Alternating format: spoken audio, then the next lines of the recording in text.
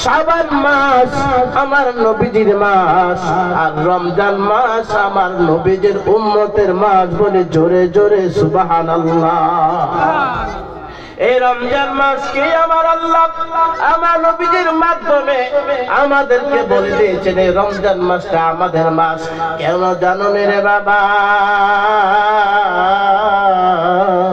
এই রমজান মাসটা কেন উম্মতের মাস একটু খবর লই শুনি। এই রমজান মাসটা কেন উম্মতে মুহাম্মাদির মাস একটু খবর লই শুনি রে বাবা। 12 মাসের মধ্যে 11টা মাস শয়তান ছাড়া থাকে। ওই শয়তানগুলো আপনাকে আমাকে কুমন্ত্রণা দিতে থাকে রে বাবা। কিন্তু এই উম্মতের নাজাতের জন্য, উম্মতের মাগফিরাতের জন্য, উম্মতের উপর আমার আল্লাহর রহমত নাজিল হওয়ার জন্য আমার আল্লাহ 11 মাস শয়তানকে ছাড়িয়া এই রমজান মাসের সম্মানাতে শয়তানকে বাঁধিয়া দেয়। আল্লাহু আকবার বলেন, নারে তাকবীর। ভাইরা আমার, বন্ধুরা আমার, গভীর মনোযোগ বাবা, একটু খেয়াল করে দেখো এই রমজান মাসের কারণে আমার আল্লাহ সওয়াবের মাত্রাটা আমাদের উপর কতটুকু বাড়ায় দিয়েছে।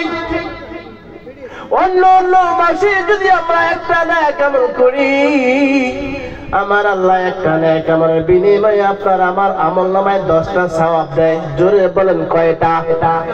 রমজান মাস ছাড়া যদি আপনি আমি একটা নেক আমল করি রে বাবা, একটা নেক আমল করার কারণে আপনার আমার নেক আমলনামায় 10টা সওয়াব দেয়। জোরে বলেন কয়টা? কিন্তু বাবা একটু ব্যতিক্রম রমজান মাসের জন্য। আল্লাহু আকবার বলেন। এই রমজান মাসে যদি কোনো বান্দা বান্দি একটা নেক আমল করে, আমার নবীজি বলেছেন তার নেক আমল নামায় 7 থেকে 70 থেকে 700 গুণ পর্যন্ত সওয়াব বাড়ায় দেওয়া হয়। একটা নেক আমল করবেন 70টা হবে, ওই 70টাকে 700 গুণ বাড়াই দিবেন কে? এই আল্লাহ আছে না নাই?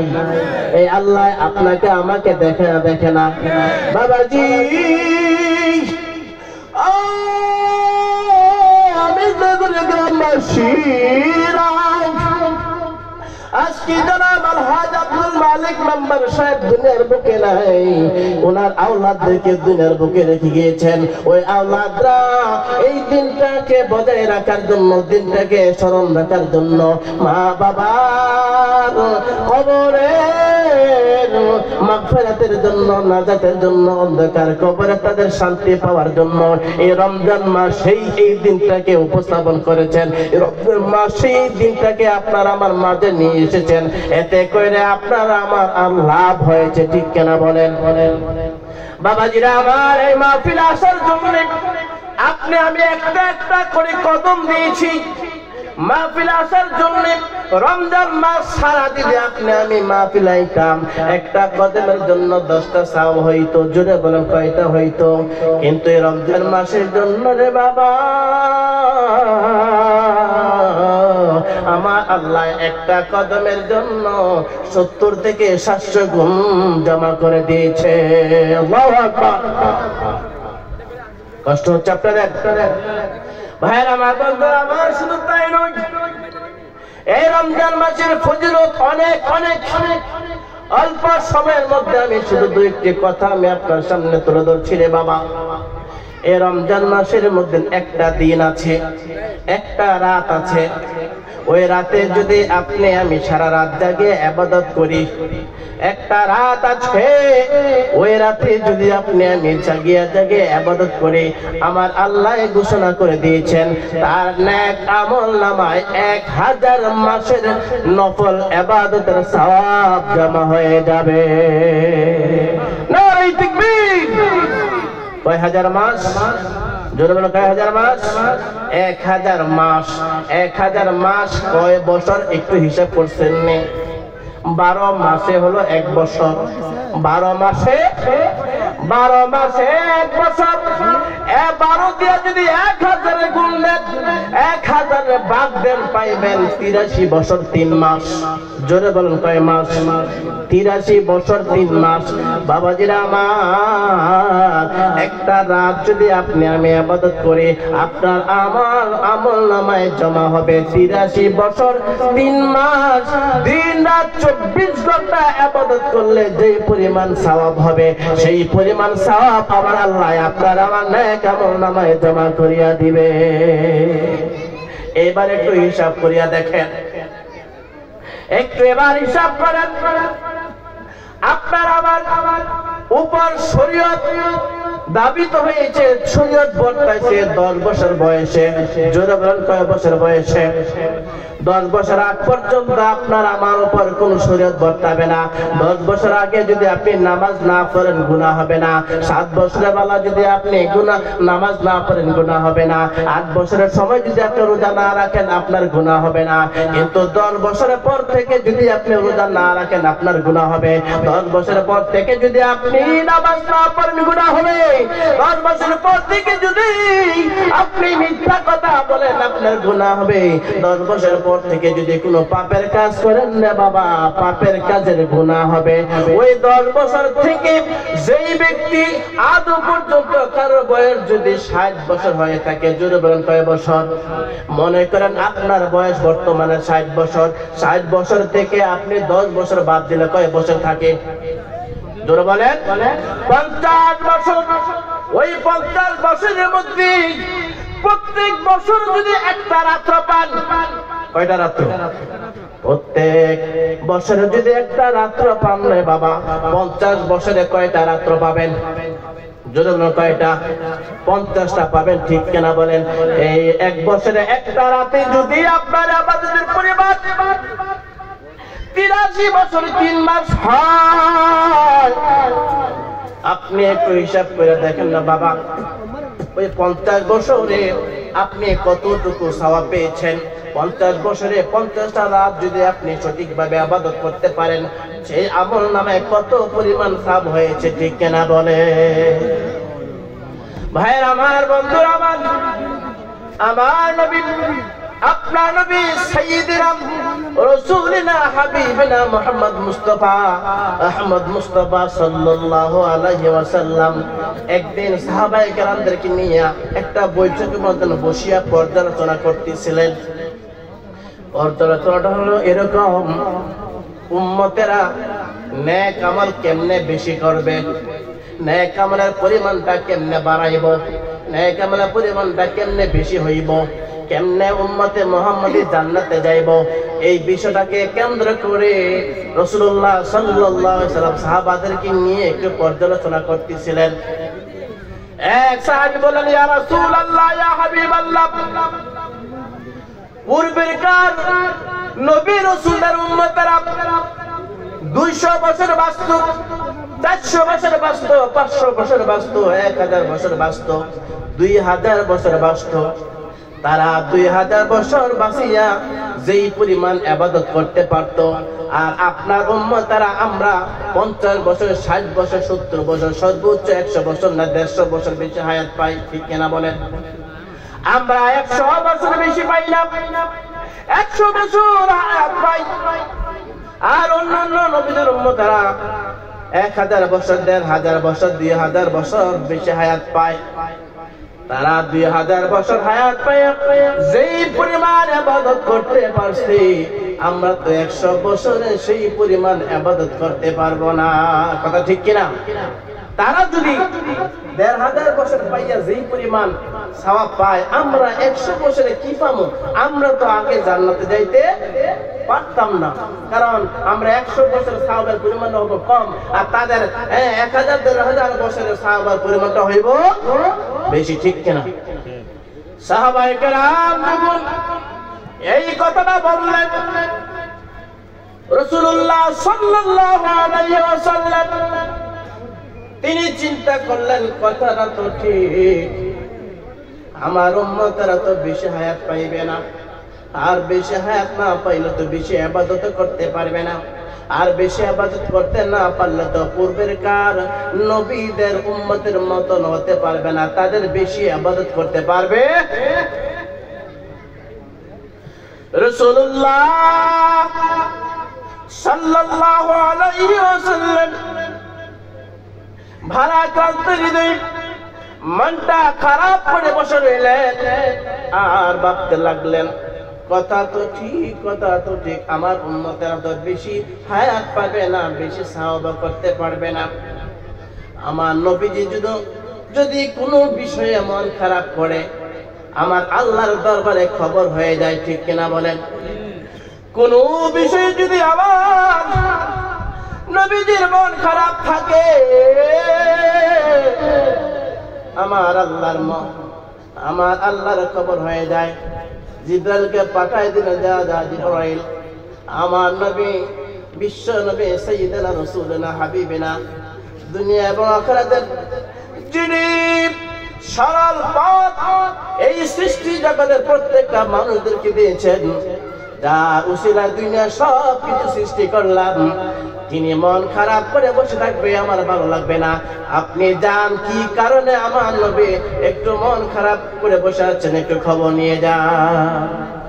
জিবরাইল আসলেন, আসিয়া জিজ্ঞেস করলেন, ইয়া রাসূলুল্লাহ, ইয়া হাবিবাল্লাহ, আপনি মন খারাপ করে বসে আছেন, আপনার আল্লাহ জানতে চায়। সুবহানাল্লাহ বলেন, আল্লাহু আকবার বলেন। আল্লাহ দিয়েছে নবীকে সম্মান, আল্লাহ দিয়েছে নবীকে সম্মান, তোমার হিংসায় হবে কি? আল্লাহ দিয়েছে নবীকে সম্মান, তোমার হিংসায় হবে কি? নবীজির শানে বেয়াদবি করলে, নবীর শানে বেয়াদবি করলে আমল করে হবে কি? আল্লাহ দিয়েছে নবীকে সম্মান, আল্লাহ দিয়েছে নবীকে সম্মান, তোমার হিংসায় হবে কি? ঠিক কিনা বলেন? আমার আল্লাহ যদি আমার নবীদের মান সম্মান ইজ্জত বাড়ায় দেয়, আপনি আমি হিংসেমি করে আপনার লাভ হবে? ঠিক কিনা বলেন? লাভ হবে? কত মানুষ আছে আলেম দাবি করে, কত মানুষ আছে পীর দাবি করে, কত মানুষ আছে বুজুর্গ দাবি করে, কত মানুষ আছে একটা বিশাল বিশাল আলেম দাবি করে, কিন্তু আমার নবীজির প্রতি আবার হিংসামিও করে। কি করে না? আছে না নাই? নবীজির শানে মিলাদ পড়লে রাগ হয়ে যায়, কষ্ট পায়। নবীজির শানে দুরূদ শরীফ পাঠ করে বিদ্যা বলে চুমো দিয়ে যদি এইভাবে চোখের মধ্যে লাগানো যায়, তখন তাদের শরীর চুলকায়। ঠিক কিনা বলেন? এরকম মানুষ সমাজে আছে না নাই? বাবাজিরা রে, কার উসিলায় তুমি সৃষ্টি হইলা একটু খবর লইছো নি? আল্লাহু আকবার। জিবরাইল বলে, ইয়া রাসূলুল্লাহ, ইয়া হাবিবাল্লাহ, আপনার মনটা কেন খারাপ, আপনার হৃদয়টা কেন খারাপ, আপনার আল্লাহ জানতে চায়। জিবরাইল, আমার মনটা কেন খারাপ আমার আল্লাহ তুমি যে জানেন, তারপরও কেন আমাকে জিজ্ঞাসা করেন? সুবহানাল্লাহ বলেন। আপনার আমার মনের খবর আল্লাহ জানে কি জানে না? জানে কি জানে না?